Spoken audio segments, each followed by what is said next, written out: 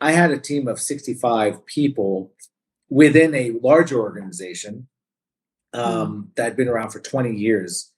I had staff that had worked for me by that point when I joined. They'd been over 10 years with the company. And I walked into the office and I'm the new boss. And no lie, the only thing I hear in the office was tuck, tuck, tuck, tuck, tuck, tuck, tuck, tuck, tuck, just the sound of keyboards. Yeah. And to make it more extreme, because they were a Tencent company, portfolio company, they actually wouldn't talk to each other. And if they wanted to talk, they'd be sitting next to each other. They would chat over QQ rather than actually talk. Rather than turn around and look at the person and actually have a conversation, they would rather chat. And I went, oh dear. Yeah. We're supposed to be a tech company and we need a tech culture. Hey, it's Sarah. I've been waiting to share some exciting news, and the wait is finally over. As of this month, Billion Dollar Moves is part of the Creators Program at the HubSpot Podcast Network, the audio destination for business professionals. That means we have access to tons of new resources like editors and marketers that help us create high-quality episodes and grow a community. We're also in great company with podcasts like one of my favorites, Finding Founders, where host Samuel Donner interviews the world's most prolific thinkers and founders who reveal how their darkest moments inspired their success. Check out Finding Founders and learn more about HubSpot creators at hubspot.com/creators.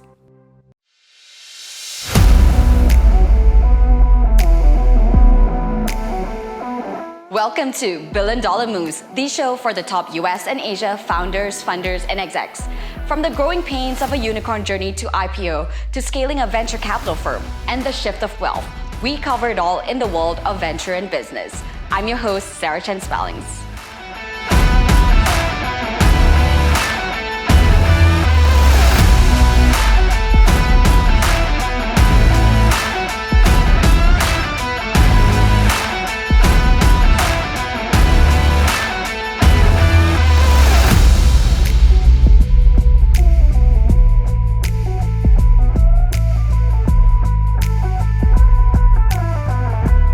Hello, let me Sawadee Kap from a Thai perspective. Sawadee.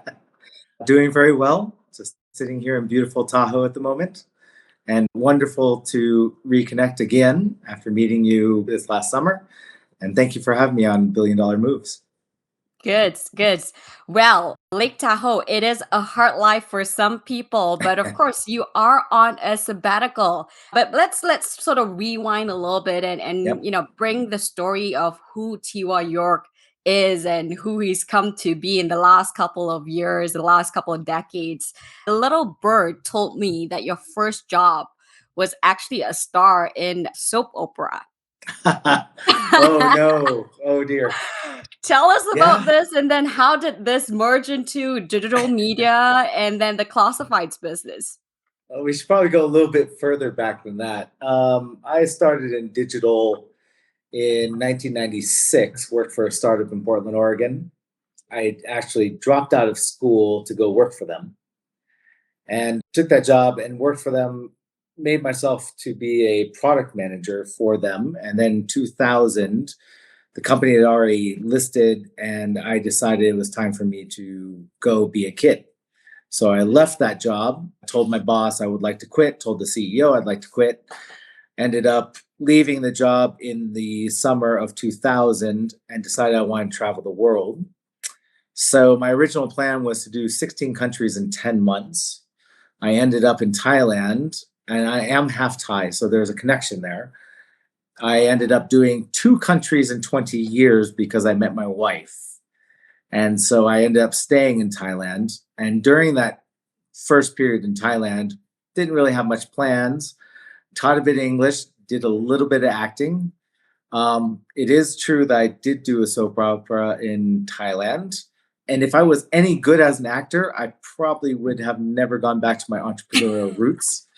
But you know that you're a poor actor when even your parents go, "Wow, that was bad." Oh no. Well, at So, least something that you sort of checked off your bucket list, right? Yeah, I'm not sure it was actually on the bucket list, but it was really, really bad. So tell us, from a star and a soap opera deciding, okay, that chapter was not for you. Did you do it for a couple years? Yeah, so I mean, as much as I could get jobs, I also taught English part-time during that Right. period of my life until I ran completely out of money. And I Mm, realized I was turning 30 and I was completely out of cash. I mm, realized maybe I should get back to my career back in tech. And that's when I dove back in. I met some guys um, that were doing a startup in the advertising space, digital advertising space, and they asked me to come on board and help them build the business. So that's what I did. And I started that in 2004. We built the largest digital agency in Thailand, one of the early mhm. ones, and was the largest at the time. We built the first ad network in Southeast Asia. We built what was then MSN Thailand. We did a performance agency, a whole bunch of stuff around the digital advertising space and content space. And so that started in 2004 and did that until 2000, I guess, till the end of 2010, until I left that business. Yeah. For a little bit of context here, just because we have a global audience, what was the landscape like? I mean, to build essentially MSN Thailand, and I know, of course, you always speak about the difference even within the region, right? I mean, Asia in Yeah. itself is between Thailand, between Vietnam, or they're all fairly different. How was the digital advertising space at that time? Well, first of all, there was no money. Mm, So we used to get excited about ad budgets that were over $1,000. If we got one ad budget that was $1,000, we were like, "Woo, this is awesome!" And if we actually got to $10,000, we were over the moon. I mean, we didn't have any budgets going to digital. Everybody's saying, "Oh, I shouldn't be spending that," and so we really worked hard to try to convince brands and companies in Southeast Asia at that time to actually spend on digital. It mm, was a crazy time because all the money was going to TV. And right. so, one of my favorite stories was I had signed a contract. It's called an AOR, Agency of Record. And it was the first of its kind in Thailand with a major company, a major brand. And I had negotiated this deal with them, and it was a $500,000 1 year contract. And we had negotiated for 6 months, and finally the boss that she ran the media budget for marketing for this company. She walked in, she goes, "Tiwa, why are we meeting again?" And I said, "I'm not quite sure. I just know that the contract's not done." And she looked at me, she goes, "Hmm." She looked over at the purchasing officer and she said, "I just walked here on my way to this meeting. I just signed a $1 million 2 month TV budget. And why am I Mm, still talking to Tua about a $500,000 1 year budget?" mm, She goes, "Could we just sign this already?" And I was like, "Thank you, please, thank you. Oh my God, thank you." And that was 2005. And I think the landscape has changed massively since then. But back in those days, we fought tooth and nail to try to get any budget from yeah. brands to understand and spend on digital. And in 2005, we decided that we would expand our footprint beyond Thailand. And we decided that we would go to Vietnam first and Philippines, Singapore, Malaysia, and then eventually Indonesia. And we were naive. We thought, yeah, we did it in Thailand. We could do it someplace else. And then Right. what we quickly learned was, yeah, well, each country is very, very different. And the ways of doing business are very different from each individual country. And like I said, we were very naive and we Yeah. learned a lot and very quickly learned that business is very different in each individual country within the region. For example, we went to Vietnam. In Thailand, nobody likes to sign a contract. So Mhm. your basic contract is literally like 2 pages. And Right. so you put it in 2 pages, nobody will sign anything longer than that. We go to Vietnam, it's 30 pages. And they will not accept 2 pages because they're basically like, "I don't trust you," which Mm, in Thailand is a different deal. In Thai, culture is I trust you, and if you ever screw me, the rest of the community will know, and you're kind of done in your Yeah. career.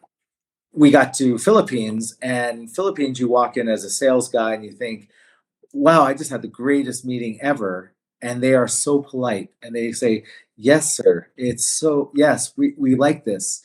10 months later, we still don't have a deal done. And what we didn't understand was the yes, sir. The yes, sir was a polite way of saying, no, I'm never going to buy from you. Yeah. I thought, Yeah. wow, I just had the greatest meeting ever. And the reality was, I didn't understand how business is done and how the culture was trying to politely tell me no, right? Mm. Indonesia was a whole other experience, because when we got to Indonesia at that time, the whole digital scene, there was nothing there. It was literally crickets chirping.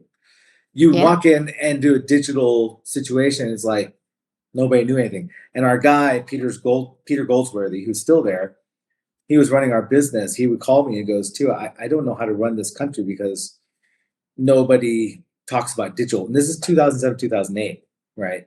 And then And that's suddenly almost 2000, crazy. Exactly. It's almost crazy to imagine, because today it is a very different scene in Indonesia with yes, the super apps, with the rise of digital and everything there yeah. almost being the hub, right? For It a is, lot of it things. is. It's the most important country in Southeast Asia now. And that all changed in 2011. It's Mm. when, we were there 2007, 2008, couldn't hire people, couldn't find people with any experience. Then suddenly 2011 hits and the whole country changed overnight. Yeah. Yeah. So what happened there? I mean, it seems like you were very early on in the evolution of digital and where Asia was heading. And of course, today it's a very different picture. But 2011 seems to be what many say, after 2010, things changed rapidly. What was that about the region that created that shift? So actually, it was Indonesia. It's all about Indonesia, and Singapore as well. Singapore did something great in the early 2000s when they set up their funds really targeting the startup industry. They were the first mover in Southeast Asia and in Asia, really, that were really focused with JFDI and really pushing that. And so they started investing. The other thing that happened with Indonesia pushing this and really developing the startup culture out of Singapore was what Mm. happened in Indonesia was the world started looking at Indonesia. And so before that, it was all the BRIC countries. So is Yeah. the BRIC countries. So it was Brazil, Russia, India, China. And by 2010, 2011, they started to realize this kind of played out, and they were looking for the next one. And Indonesia, on a population standpoint, made sense, Yeah. untapped. And so it became from BRIC countries became BRICy. And that's what really changed the whole map for Southeast Mm. Asia, along with Singapore's efforts. Singapore invested so much into this, but in reality was they're 4 or 5 million person country, one Yeah. island. It's not going to move it. So where do we focus on? Indonesia makes sense. And so I think that's, in my opinion, that's what really changed the map. And Mm. it changed. And funny from our perspective was we were sitting in Thailand, and Thailand on all the metrics makes sense. Yeah. But Thailand still remains, to this day in 2021, remains this enigma in the world of going, why doesn't this take off in Thailand? And we were sitting in Mm. Thailand trying to raise money. Money was flowing into Vietnam in 2007. And suddenly in Right. 2010, money shifted over to Indonesia. And we were still sitting in Thailand going, hello, did you forget somebody? Yeah, And I and think, with Vietnam, of course, there's an interesting, I guess, phenomenon where the VIQ, the refugees, right, that yes, started investing back into the yeah, region. that And was I the guess big it's the shift for Thailand them. expat community that's next Yeah. that needs So to it invest was, people like you, you know? you're spot on, which is what happened in 2007 was the VIQ, the expat and the immigrant community, all the kids that had moved to the United States started reinvesting. And that was what sparked it in 2007 and Mm. continues to push the industry and investment in Vietnam, continues to push it there. So it was the big spark. Thailand remains a weird place because of it. Kind of, I think there's, if we really want to go into it, we can touch on this a bit. Yeah. But what are the idiosyncrasies of Thailand? Never been colonized, so very on its own, closed language. People don't understand the language. It's not Romanized, so you can't even cross over very easily. It just kind of operates in its own bubble, and people just don't really understand it. You've got incredible companies coming out of there, but just not the startup world, right? I mean, you've got Fortune 100, Fortune 500 companies that are founded out of Thailand. It's just this startup world that has struggled over the years. And of course, talking about transition in time, 2010, 2011, about that time, you moved over to Kaidee as well. Is that right? Yeah, so I jumped ship from that startup world of advertising and did a very short stint with a global advertising firm called Omnicom Media Group. Right. Helped them set up their digital business, and only did that part-time for a very short period, and then jumped over to what is today Kaidee. I was hired by the board of directors that included a couple global names, Naspers and Tencent, to clean up their portfolio in Thailand, particularly their e-commerce portfolio. So I went into that and looked at their portfolio, and we started what became Kaidee and shut down all the rest of the businesses that were in the portfolio at that time. So just started dipping my toes into the world of e-commerce and learned quickly about e-commerce and marketplaces and platforms, and really applying what I learned in marketing and advertising into building a brand and building what became Kaidee eventually. Yeah, so this is an interesting transition. Actor turned startup guy trying to figure it out in the digital media space at a time where Actor is generous. Actor is very generous. Side, there's this word in Cantonese is caliphate, like the sidekick of a sitcom or so. But okay, let's put it actor. Let's be generous here. Actor turned media person turned digital media, trying to figure it out during a difficult time. And then brought in actually to be essentially the fixer of what was, I think it's fair to say, it was a little bit of a mess with the portfolio, and there were a lot of issues, and I understand it as well. I think this is pretty known. There were multiple stakeholders. Kaidee went through a couple of things, to say the least. Tell us a little bit about, what did you bring from your last few chapters into Kaidee that you think really helped you in navigating? So the most important thing was I knew what I didn't want to do. I knew that I wanted to change the way that business was done, particularly managing the team.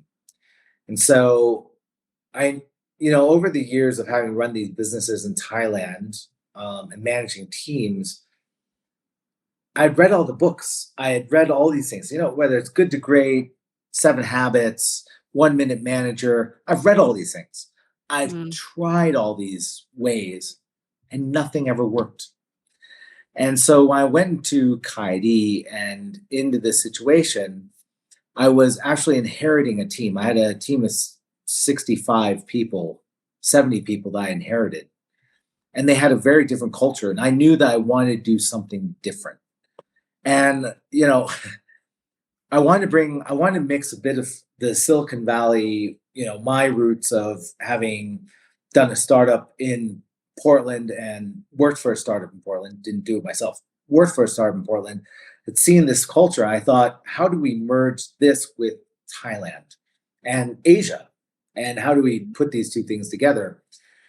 And when I started on this journey, people told me, both Thai managers and foreign managers, these are business owners, they both told me, Tiwa, you can't do that in Thailand. You can't manage Thais like this. And I basically looked at the situation and I said, we can't. You told me that we can't. I don't believe that. And that was the journey that maybe we can talk about today, which is where that journey lead me. But I knew I wanted to do something different. And to give you an idea of what culture I walked into, I had a team of 65 people within a larger organization Mm. that had been around for 20 years. I had staff that had worked for me by that point when I joined, they'd been over 10 years with the company. And I walked into the office and I'm the new boss. And no lie, the only thing I hear in the office was tuck, tuck, tuck, tuck, tuck, tuck, tuck, tuck, tuck, just the sound of keyboards. Yeah. And to make it more extreme, because they were a Tencent company, portfolio company, they actually wouldn't talk to each other. And if they wanted to talk, they'd be sitting next to each other. They would chat over QQ rather than actually talk, rather than turn around and look at the person and actually have a conversation. They would rather chat. And I went, oh dear. Yeah. We're supposed to be a tech company and we need a tech culture. Communication is probably the most important thing you can do in an organization. We need to change this. And it took us a very long journey, and I learned a lot along the way and learned a lot more about how I do things and why I would do it, because I was still trying to apply what I read in books to this organization, and it didn't work. Again, it didn't work. I'd already failed in my previous organizations. Once again, I'm failing again to understand how do I influence this organization and move them towards a culture that is more conducive to innovation and transformation, and how do we get things done better and faster and have fun while doing it. And you talk about this a lot, about even just doing business east versus west. They are very different. And, a lot of managers, a lot of senior folks that are hired out to go and grow local businesses often fail because, you look at even a brand like Uber, right? There's a reason why Uber backed out from certain markets, because they just didn't get it in the way. There are really idiosyncrasies that exist here. And that example, as an Asian myself from Malaysia, I'm not surprised. Communication is very different. Not to say one is better than the other, it's just different, right? And you need to address it in a different way. But as we're thinking about innovation, right, to your point of how do you create a culture that really is actually almost creating a bubble for yourself, because there's a reason why that was the reality you stepped into, right? Because outside, there is a saying of you shouldn't wear your heart on your sleeve too much. There is even the belief that a nail, more so in Japan, but in certain places as well, a nail that sticks out gets hammered down.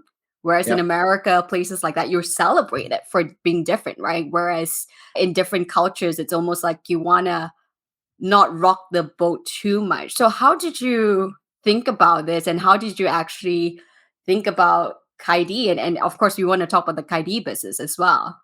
Well, the lessons actually go all the way back to 2004. I came in, I started building this business with the founders, and they put me in charge of managing the team. And I speak Thai, so speak Thai, can read and write Thai, but I didn't understand Thailand. So I was managing a small team of designers and programmers, and I was completely frustrated because I couldn't get any.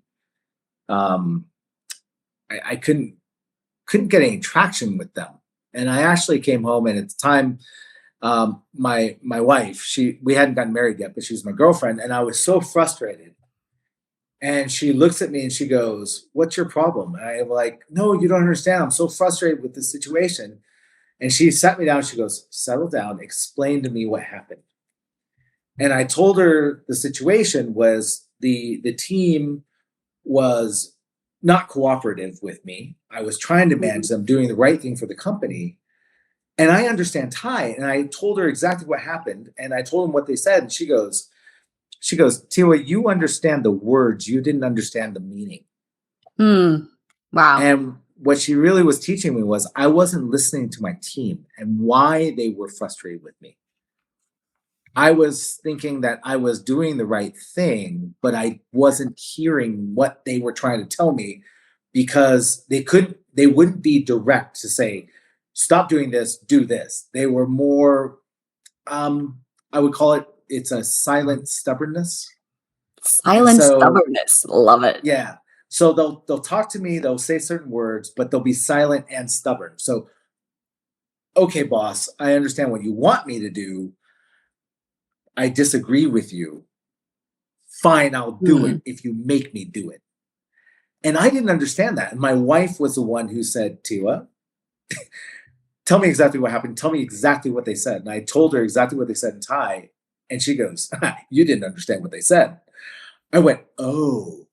And that was my first massive lesson of managing in Asia was how do you listen to the staff? What foreigners may misunderstand is they believe silence is either they don't know or they're idiots or they're stupid. They actually don't know what to say. And actually, it turns out to be, no, they're just not willing to say it to you directly. And it's a very roundabout. I think this exists across Asia. I'm not going to tell you directly because that's disrespectful, but I'm going to tell you in my way and you better listen to it. And I think a lot of international companies that come into the market don't get this topic. They don't understand how to navigate and understand that the language and the culture is not, it's indirect. And in fact, it's even down to the language is indirect.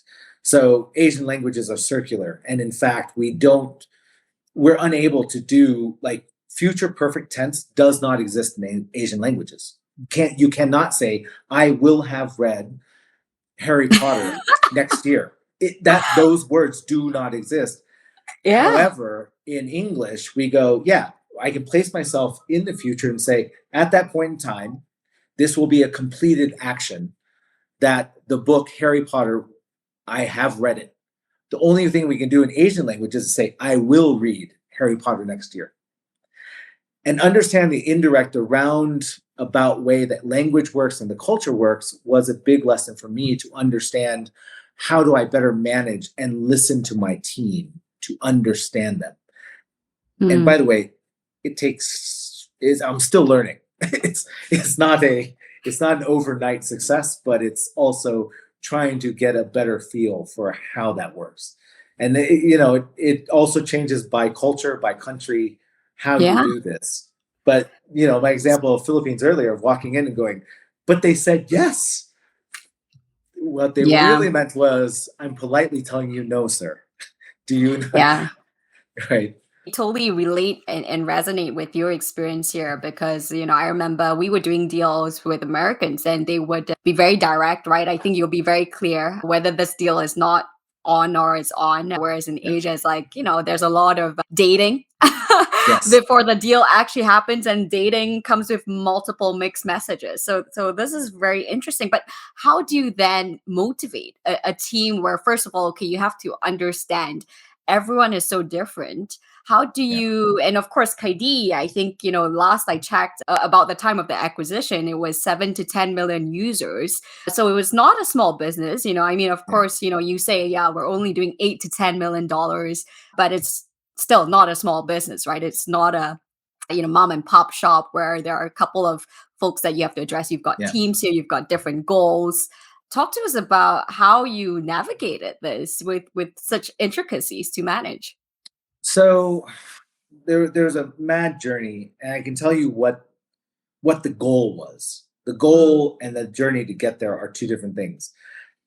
So we set out when I took over the business, and I set out to try to change the culture and prove to my friends and colleagues that you could bring a bit of Silicon Valley into Thailand and into Asia and use these concepts of agile and openness and transparency in a culture and really bring empowerment to the team. Well, that was the goal. Right. But one of the ways to do that was, how do you create openness? So the big challenge in Asia is that we are, as Asians, and being half Asian, that we're taught keep in your lane, don't rock the boat, right? this is what you're supposed to do. And by the way, don't make mistakes. Oh, don't do that. That's a mistake. Oh, that's going to hurt you, child.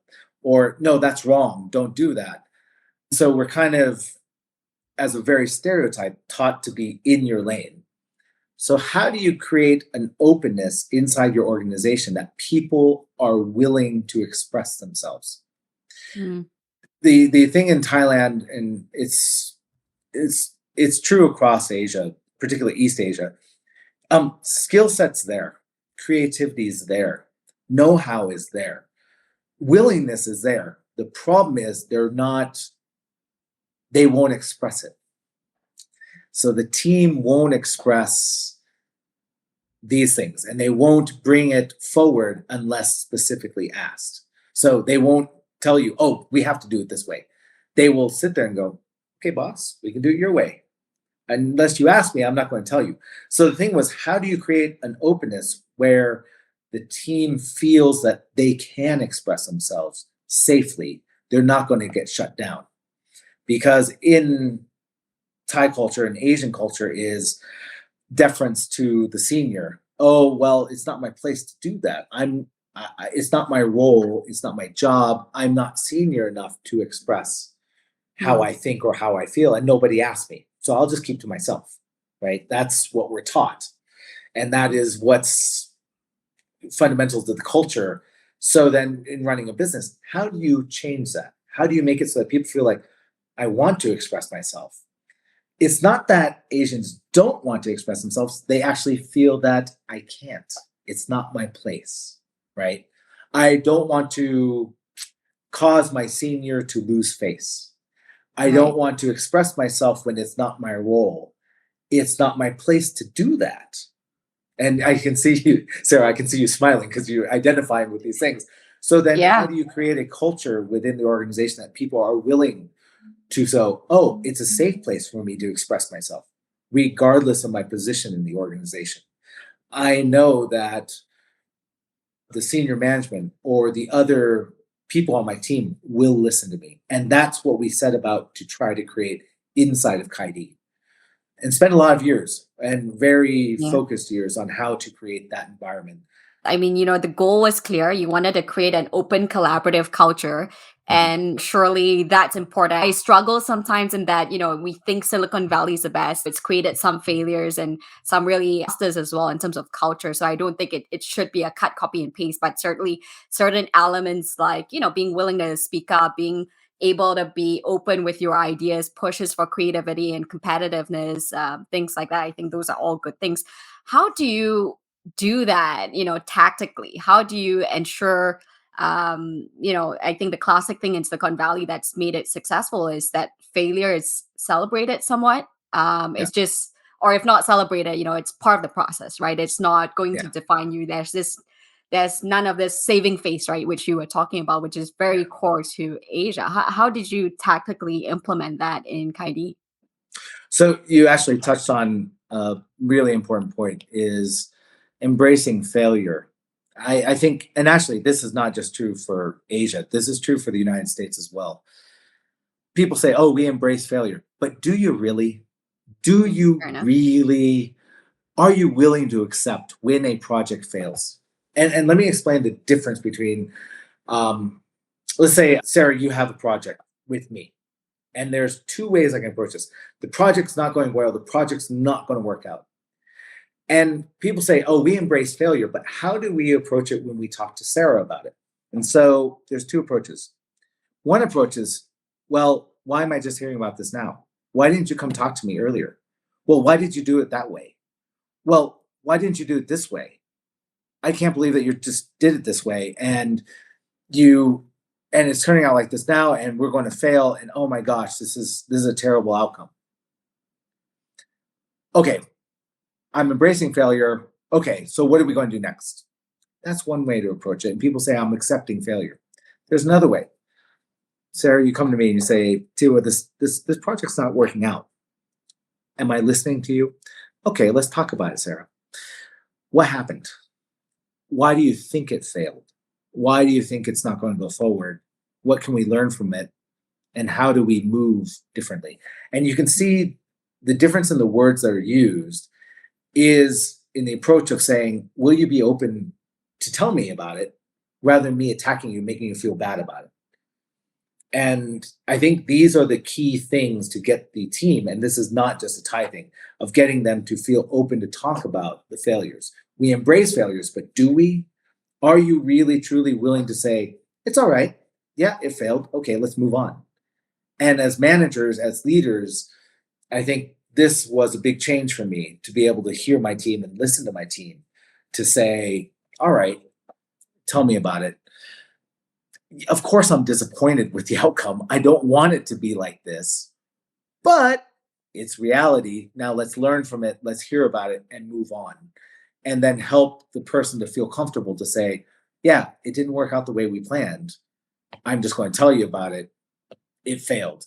And I actually think that, the whole idea of where failure is embraced, I think it's embraced from the entrepreneurial side, but is it really embraced from your team?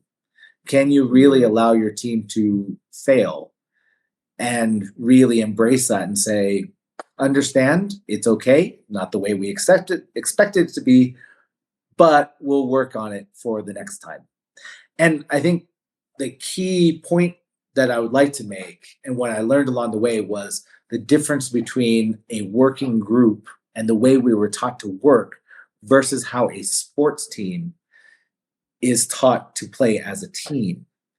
And I think this was my big learning was we're taught in the working environment, which, oh my gosh, this project failed. I'm going to talk about it and say why, and you got to tell me. Rather, when a sports team, they lose on Sunday, guess what? They wake up Monday, they start practicing together and working on the next game and learning from it and then fixing things to make sure they win in the next game. But we don't actually do that as businesses or as managers or leaders.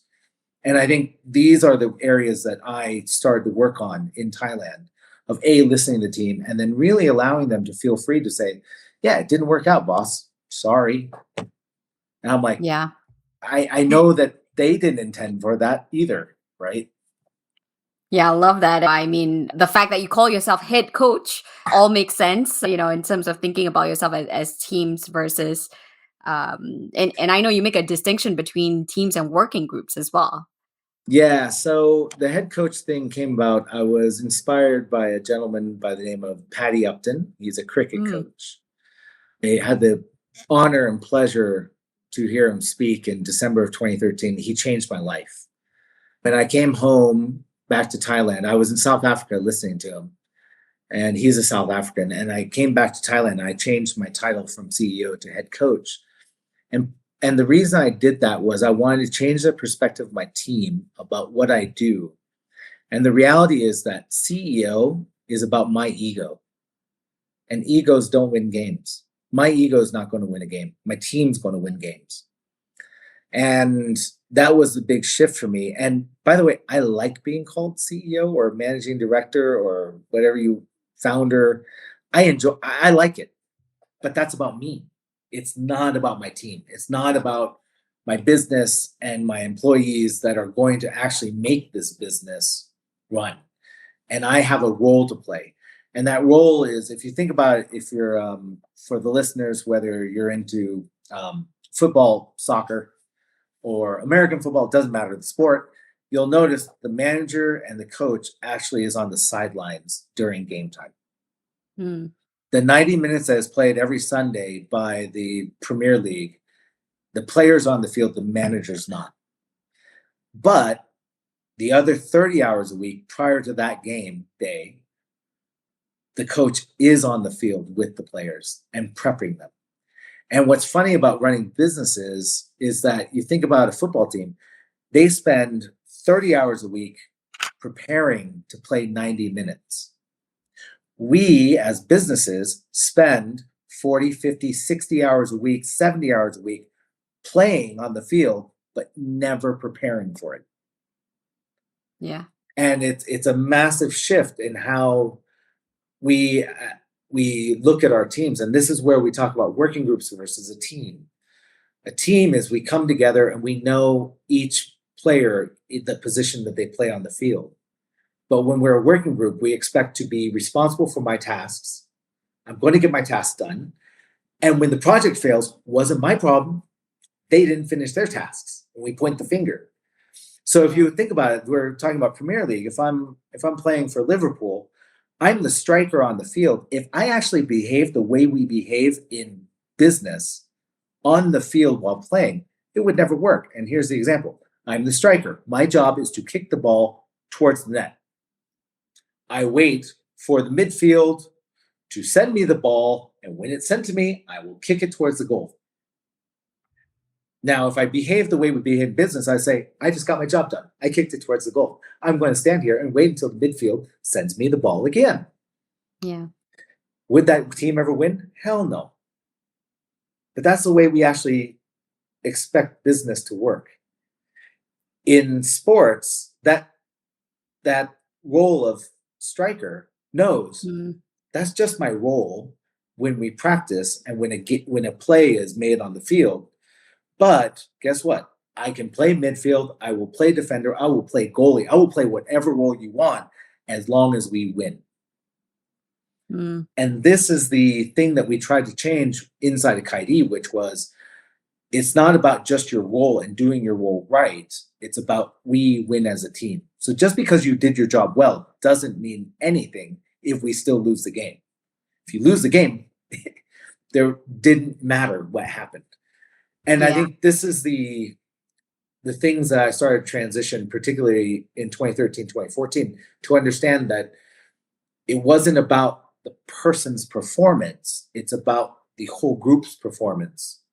And how do we play as a team instead of looking at KPIs? And, KPIs is globally, it's a weird terminology that people use. And people seem to forget that it's a key performance indicator. It's just an indicator. It's not the goal. And people forget this. But we expect it. And your team, you set KPIs and they think, well, if I achieve my KPIs, I've done my job. Well, no, you still missed the goal. And that's in this example of striker is to go, hey, I shot the ball 10 times on goal. Okay, but we still lost the game. Does it matter? It didn't matter. It didn't matter how my stats dealt with while I was on the field and I played my role. If we still lost the game, I think this is missing in managers' heads because we expect that you are responsible for your performance. But in reality, a team works as I'm responsible for my performance, but I still want to make sure that Sarah is performing as well. And how can I help her do that? And we do it together. And Sarah's worried about not just my performance, but us as a team to make sure that we kick it in the goal and we win the game. And it's a big mind shift. Just a quick note before we get back to the show. While you're listening to this podcast, you're probably doing something else too. Mastering the art of cooking, driving your kids to practice, dancing like no one's watching. We get it. When you're having conversations with your customers, the same is probably true for them. They're IMing their teams, mentally planning date nights, so growing conversations beyond the moment can be challenging. HubSpot helps you go beyond the moment by connecting you and your teams, giving you access to the exact same data and helping you see the full customer picture. What motivates them, what their expectations are, and how you can blow them out of the water. With powerful tools that connect marketing, sales, ops, and service, HubSpot's powerful CRM platform powers you and your teams to transform customer moments into extraordinary customer experiences. Learn how HubSpot can help your business grow better at HubSpot.com. Now back to the show. When I think about the model of startups, right, and the way that we've been, I guess, socialized to think about startups, let's face it, it's a high ego business, right? And the reality is, and this is what my husband tells me, a lot of high performers are really psychopaths. Like you're crazy enough to want to be willing to endure that all, right? So how do we, especially you talk about picking the best of Silicon Valley, high ego business in Silicon Valley is what has caused a lot of issues that come from it, right? The lack of diversity, the bad incentives that create instances like WeWork, right? With Adam's meteoric rise and then the fall. So how do we reframe and what would you say to, I guess, founders who are building and do have that important ego, which I think does drive them towards success as well. How do we balance that all? So my advice to founders, so today I've been an active angel investor for about 6, 7 years now. And when I talk to founders, they ask me how they should build their organization. My most important piece of advice I have is picture the place that you want to work. Imagine that place, that your perfect environment, and don't think about it in the money or success terms. Think about, I wake up, I go to this place, and wow, that's super cool. The way the interactions are, the place that I want to, the way that people treat each other, that office environment, build for that. Picture that place and start to build for it. And by the way, it's going to take you years and you will never be done with it. But imagine that particular office and that environment that you want to be in and build for it. And then you will start to build for it. It's not about the output metrics. And then unfortunately, a lot of the egos and a lot of what's I've witnessed over the 25 years of working in startups, both in North America and Asia, is that the egos focus on the numbers about how much you raise, how much money you're making. I love the term that, oh, but we're profitable. Yeah, you're profitable except for the fact that you're paying yourself $500 a month. You're not profitable yet because you can't even pay yourself a proper salary. They focus on these metrics rather than input metrics. All those things are output metrics. Get your input metrics right and your output will follow, right? And so my advice to the founder is picture that place that you want to work. That would be the ideal place and build for that. And you will come out with your output metrics following on to that. Again, this goes back to Patty Upton, and there's other movies like Moneyball and other things that come from the sports world. What Patty did was quite an amazing story, and I recommend everybody to read his books and learn from him. Was that he's actually a sports psychologist, and he walked into a team called the Rajasthan Royals in 2011, and they were 8th out of 9th on the table. They had no money. And how do you turn that team around? And his point is the game is here. And how do you get everybody working in a place that they want to work? It's not about here. It's not about the hands. It's not about the skills. It's about the brain. And how do you get your team really focused on the right topics? And it turns out, focused on how much revenue we're going to do this quarter, turns out to not be the right topic. It's a good goal, but it's an output metric. And how do you get the input metrics, the behaviors that you have? So in the Kaidee journey, part of the things we learned was, how do we build up our values? So a lot of people talk about mission, vision, values, MVV. And the reality is your team doesn't know anything about it and care about those topics, right? Yeah. What really was, our values was how we do things. And so we defined our values. And it didn't come from Tiwa. I took 15 people from across the organization, from junior to senior, put them in a room. I helped lead the session, but we discussed, who is Kaidee? Who do we want to be? What's that place that we want to work in together? And we started to define those behaviors. And it took us 4 months to get them right. And we ended up with 8 values that we defined, partially inspired by Delivering Happiness, Tony Hsieh. So we were inspired by his book. Yeah. And we started to work on these values. 4 months later, we came out with them. We had 8 of them. We used those for 3 years.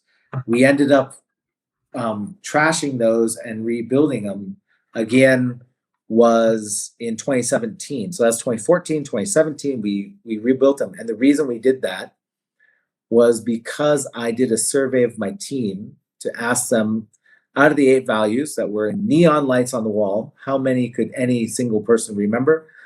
The most that anybody could remember was 4 out of 8. I was the only person in the organization that could name all 8. I was the only one. And so I put 15 people back into a room and I gave them a goal. I said, I want to boil these down to 3. And we actually got them condensed to 3.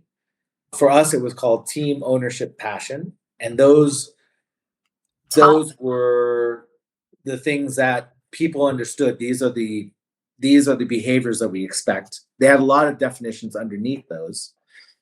And so we adjusted it to 3. And I said, basically, if you can't remember the acronym TOP, you shouldn't be working for me. Team, ownership, passion. Very simple, right? Right. And I think over that time, from 2014 to 2017, a lot had changed in the organization as well. Our DNA had changed. So there's things that we included in 2014 that were no longer relevant in 2017. A specific example, we had one value, is called be fast. And be fast for us was, the definition was not only to make things happen and do it quickly, was testing. So the definition was, the only failed experiment is no experiment at all. And the reason we wrote that down was because at the time in 2014, we didn't have a culture of test and learn. It was not in our DNA. People found it a task. By 2017, we had across the organization no less than a minimum of 10 tests happening at any given time in all different departments, from finance all the way through customer service. Things were happening, and it was no longer an important piece to explicitly say on our values, because it was so down in the teams. This was a normal operating procedure for us that we didn't need to be explicit about it. So it was no longer a value for us, right? Right. So we removed it. And so we simplified things that were important for us and how we want to operate. One of my favorite ones is things I learned about developing this is people say honesty. If honesty needs to be a value for your organization, you have a lot more serious problems than, right? That should not have to be a value to the organization. It should be an expected mode of operation, that people are honest, transparent, ethical, and moral. If I need to be explicit and put in my value system, you really need to have a serious look at yourself. Another one that I love that I've seen over the years, family. Really? Family. That's one of the ways that you're going to run your operation.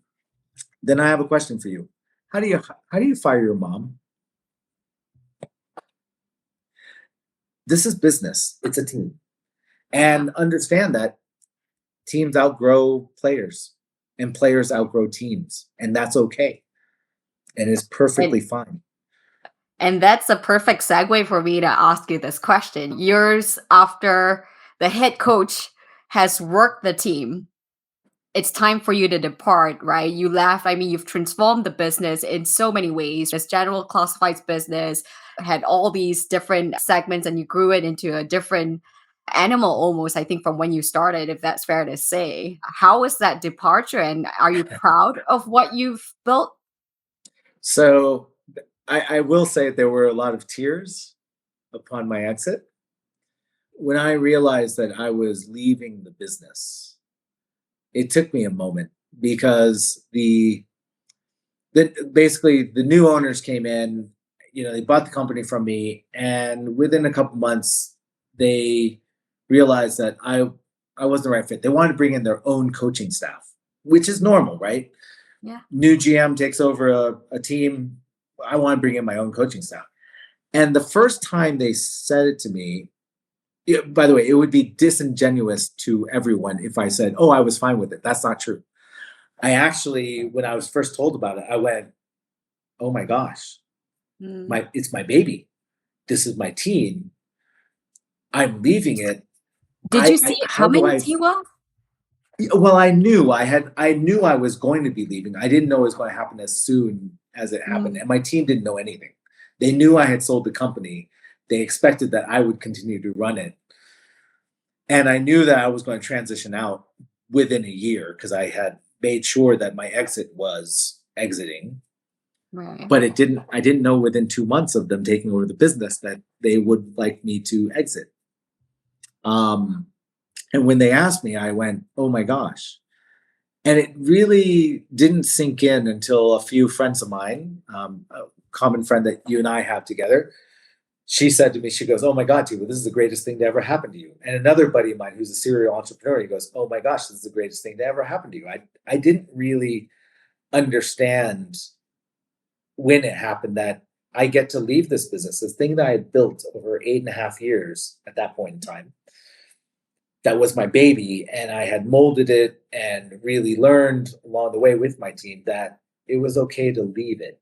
And it took me a month before that sank in, going, "Oh my gosh, this is a great thing." Now, remember, my team didn't know this when I did it. Yeah. So it took a bit of time before I announced to them. And there were a lot of tears, but people understood. And the way I would describe it is like when you have a child and then my daughter's 15, but once they get to 18 years old, they're going to go off to college. You're going to be an empty nester. Understanding that they grow and go is part of the DNA that teams need to understand. And even for myself as a founder, it took me a bit, some tears along the way, because I was going, "Oh my gosh, it's a transition." But realizing, it's okay. But the business is changing. They've got new owners. The owners, actually, they grew it from, when I left, it was 150 people. It's now 300 people. They have doubled down and grown that business in their way. And it's okay. It's different than me. Yeah. Right. And the first question I had was, are you proud of what you've left Yes. from where you built it? Did it meet the vision of where you intended it, that goal, right? That first goal you talked about. Yeah. I'm super proud of my team and the people I got to work with, and very close with many of them still now, keep in active touch. It's interesting as an entrepreneur, watching how the new leadership and owners manage and lead the business. I would say there's some things I disagree with, but it's okay. It's not my business. It's theirs. And I have to leave that. So in terms of the pride and my own ego, I'm very proud of the team. I also, because of my ego, want to see the future success of Kaidee, because that's my legacy. But to be honest, does it really matter? No. That's just my pride. Yeah. Love that. Well, and just about this exit, for founders that are tuning in, right? There are points, I feel like every couple of years, there are points of which an entrepreneur is faced with very hard decisions, right? To step away, to evolve, to pivot, to take an offer. And this came to you last year, and of course, was in the works from, probably months or even a year before that. How did you make that decision that this was the right time, this was the right thing to do? To be honest, it wasn't a personal decision. It was the shareholders of the company decided that, they were okay to take offers, and my majority shareholders. And so I was put in a position. If you had asked me in 2019, would I be selling the company in early 2020? I probably would have said no. But the shareholders said they were happy to. And so then, as my job of CEO, there's two hats that you wear, as founder and CEO. My job as CEO, it was important to make sure that I did right by my shareholders. And so I had to play my role to sell the company. And was it a hard decision? Yeah. And was it a good financial decision? Yes. So I think a lot of the times, I can even say it myself during that period, was things that get in the way is your emotional side. Your ego gets in your own way of making the right decision. My shareholders forced me in the decision. If it hadn't been for them, would I be sitting here talking to you now? $1 billion moves? Probably not. Right? So I think it's how do you remove yourself from the equation and understand that there are good things for the business and for the financial benefit of your shareholders. Ultimately, people are in this business for the financial gain in most enterprises, that the financial gain. And so are you doing the right moves to make sure that you're making those financial gains on behalf of the shareholders? And remember, there's Tiwa as CEO, but there's Tiwa as shareholder. Right. And if you had left myself as just CEO and shareholder and not pushed me to sell, I probably wouldn't have. Mm. Right? Because my ego and my identity was so wrapped up in this thing called Kaidee. Mm. And I think because the shareholders pushed me towards it, it was definitely by far the best move for the business and for me personally. But I Yeah. couldn't see it at the time. Yeah. Love Right. that. Well, so much to unpack, but final question before we head into billion-dollar questions, and, Right. and that's just a rapid fire. What next now? I mean, you're on a worldwide sabbatical for a little bit over a year now. What's next for you? So, when I left Kaidee, my wife asked me, she goes, "So what are you going to do next?" And I told her I was taking a year off, and she said, "No, I'll give you 3 months." And I said, sweetheart, this is not a negotiation. I am now a year and 5 months, 4 months into this. Traveling, spending time with the family, angel investing. So I'm an active angel. Have deployed just this year to 10 different companies, just this year. Mm. So I'm doing that and trying to figure out what I want to do when I grow up. I don't know yet. I'll figure it out in the next, hopefully, 6 months to a year to figure out what's going to be next. I'll let you Wow. know when I get there. But I'm trying to decide what I want to do when I grow up. Love that. Love that. Well, and life is never a destination, really, right? Like you said, it's the journey. It's also, I really like how you said, it's not necessarily about the outputs in life. We are so focused on the outputs, but it's the systems and processes, the habits that you put into play, the little bits every day that Yeah. matter into the big stuff. Okay, billion-dollar questions, rapid fire. So the All first right. thing that comes to mind, and I can almost guess this one, but book or movie that changed your perspective significantly. Book or movie? Book, actually, Drive by Daniel H. Pink. I'm a big Mm. fanboy. If I may spend a couple minutes telling a story around this. So we had a program to try to change the organization where anybody in the organization could purchase a book from Amazon. This is we didn't have Kindles at the time, so it was actually physical books. We did switch it into Kindles eventually, where we had Kindles offered to the whole company. My head of UX bought Drive. He read it, and he's Thai. He walked up to me and, in very rude pronouns, basically said, "Hey, bastard," threw the book at me and said, "You need to read this." I went, "I'm the CEO." I went, "Okay, got it. Got it." I read it, and it changed my life. And it talks about what truly motivates people. Mm. And we think it's money, and it's not. And Love it. so I recommend every entrepreneur to read this book and really dive into it and understand what Daniel H. Pink is talking about. Love it. What is an unusual habit that you love? Unusual habit? I'm Good almost afraid that goodness. I asked you this question to Tiwa. Okay. Actually, I do know. And it drives my wife crazy. I need random and new people in my life. So my habit is to go out and be in the public. It can be a bar, it can be a restaurant, it can be an event.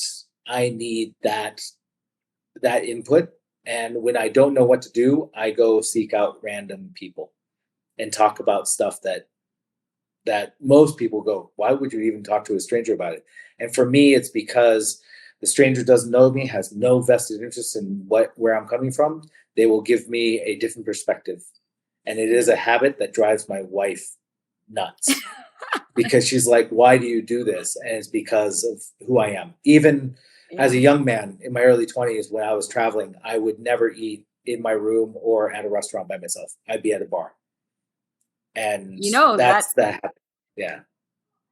that's I actually think the reason that I got married, because I uh, have a similar thinking and I met my husband because I would never I have the uh, same mentality. We're traveling all the time. I would never sit in my hotel room and eat something by myself. Like, it's a waste of time.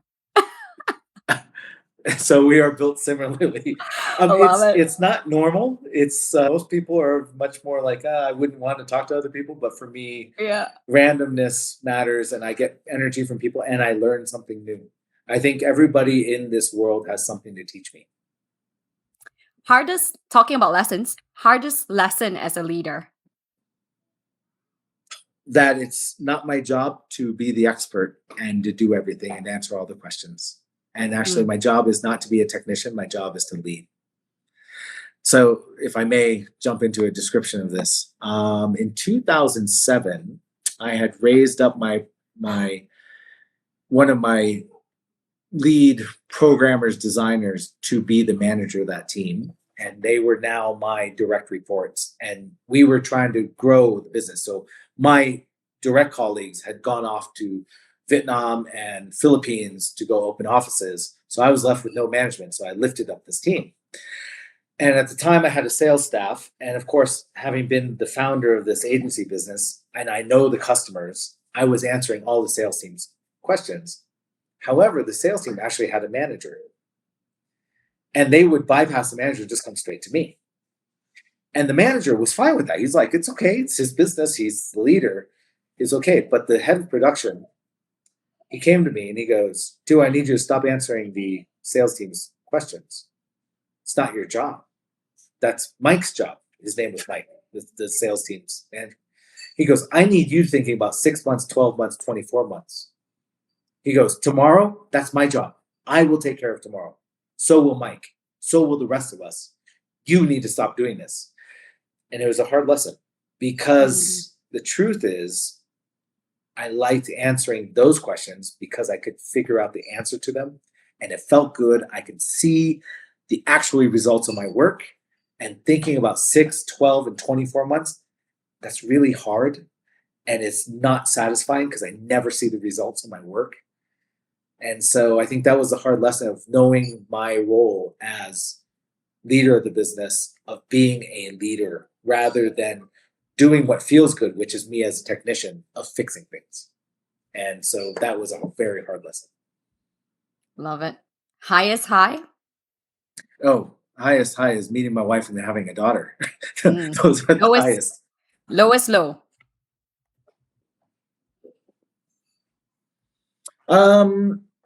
We had mismanaged the business in 2008, and we had to fire 50% of the staff across Southeast Asia, which meant about 150 people. We all, as founders, we took a pay cut, and I had to pull my daughter out of school. Oh, my goodness. Those are the hard yards as entrepreneurship. Yeah. Advice founders should ignore. Try to go after your highest valuation that you possibly can. That is not the right advice. Valuations, if you go after a high one, you're also setting yourself up for failure. Go after the proper, correct valuation of your business. And it will serve you to your best interest rather than going after the number. What are you watching on Netflix, Hulu, whatever streaming service right now? Oh, sorry. Can I go back to the last one? There's one more. You don't do well with this rapid fire. There's always a subtext. I love it. Okay, continue. I shall allow it. Thank you for allowing but this it. is important. I agree. The other one for the founder is choose your board members wisely. People that you like. Yeah. Just because they're rich and smart does not mean that they're going to be the best board members for you. Right. So choose them wisely. Okay, what am I watching? I'm watching $1 Billion Code at the moment. Oh, I like that. Very in line with theme. And finally, this might be a nice one to round out with, since you talked about your family a lot. 3 qualities that you want your daughter to prioritize in her life. Oh, that's a deep question. This is not a quick fire question. This is a deep question. How do I boil? Okay, let's go for that. 3 things from my daughter to prioritize. Be genuine with people. I think it's important to be genuine. I'm not saying transparent, I'm saying genuine. Mean what you mean, and people matter. And this world is, the problems of this world are created by people. Your organization is no different. 99% of the world's problems are not natural. They are people created. And so I think if we had more genuine people, it would matter. Next thing is dare to try things. It's okay to fail. It's better to try it and fail than to have never tried in your life. Be kind. Be kind. It matters. Love Yeah. it. So those would be the three: genuine, Love it. try, and kind. Yeah, I love that, Tiwa. And thank you so much for being so kind and generous with your time. You know, the reason I do this is because there are a lot of what's left unsaid, especially in Asia, about some of the hard lessons, some of the things that you go through, and just the journey of entrepreneurship, of leading creates a lot of trauma in between, right? But it's Yes. about processing it and hopefully, you know, all of us rising to our best selves to be kind to each other. So thank you so much for this. I so enjoyed Thank you, it. Sarah. I learned a whole lot. And thanks so much for tuning in this week. You can subscribe wherever you get your podcasts and follow our socials on Sarah Chen Global to get the latest on the show. It would really help me out too if you enjoyed this to rate and review our show on Apple Podcasts and share your favorite episodes with a friend. I'm Sarah Chen-Spellings and you've been listening to $1 Billion Moves.